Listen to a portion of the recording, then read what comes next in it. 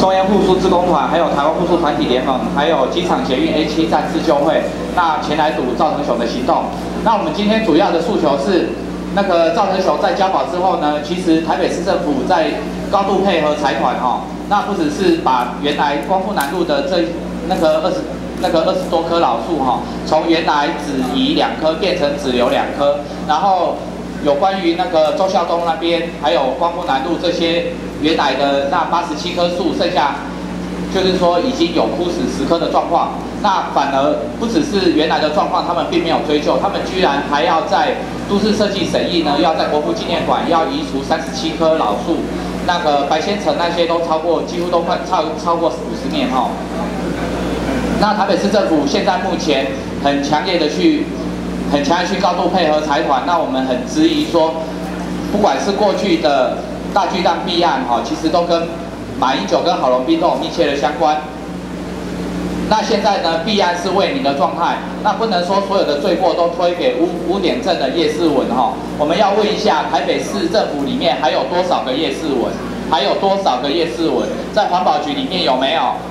然后在这些市长室、副市长室这些里面有没有？在体育园区里面有没有？那我们除了在这边6月初的时候堵赵成雄的行动之外，我们还有发现一个很严重的状况，就是司法警政可能还有很严重的状况。我们在8月1号呢，在赵成雄原来规定礼拜1、3、5 8点到12点应该要到吴兴街派出所报到，可是我们在吴兴街派出所堵8点到12点，堵完并没有发现赵成雄出现那虽然吴兴街派出所很模棱两可，一会儿说他有变更报到处所跟时间，一会儿又说他有到报到那我们要求吴兴街派出所应该要对社会去公布到底赵成雄有没有报到那赵成雄报到的状况是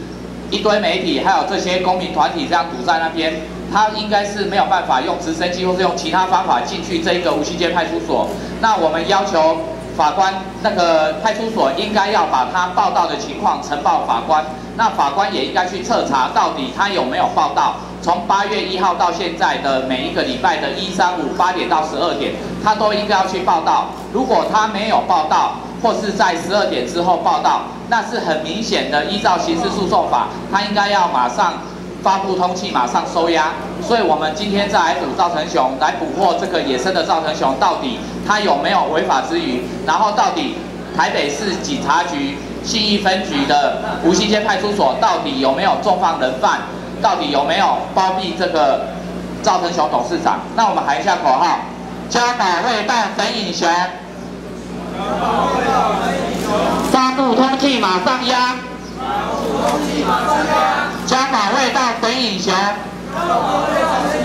发布通缉马上押。官商联手，老树杀手，官商联手，老树杀手。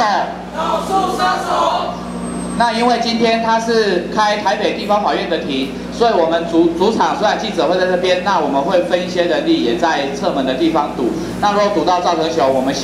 也要亲口问问他，到底他还要砍多少树？原来的87棵砍不够，还有国父纪念馆的37棵。那我们要问他到底有没有报到？如果没报到，希望他赶快自首。他已经有逃亡之余了，赶快自首，赶快从轻发落。那我们记者会因为有时间上的限制，我们简单到这里那个我们今天除了机场捷运 A7 站自救会，还有传土豪的朋友也来声援那他们也是针对这些官商勾结也办了很多路过远雄的活动。那今天也有报道，就有关那个新竹的知识旗舰也有老农3次被征收征收完是为了让远雄我们台湾的粮食自主率已经不足30%，那这些良田都被征收完给财团，然后台北市的这些老树都为了这些财团大巨蛋这一些交通人命这一些民粹的语言而作为这些他们官商勾结的祭品，所以我们持续的在这边堵。那未来呢，只要是赵腾雄出庭，我们一定会堵他。未来他要去报到福兴街的部分，不管是派出所愿不愿意去揭露，我们还会持续的秘密的，不管公开秘密的去持续监督，让社会来公平。为什么赵腾雄董事长他的交保条件呢不必遵守？到底是警察包庇还是法官包庇？那我们再喊一次口号哦，官杀给手。 老树杀手，官杀给手。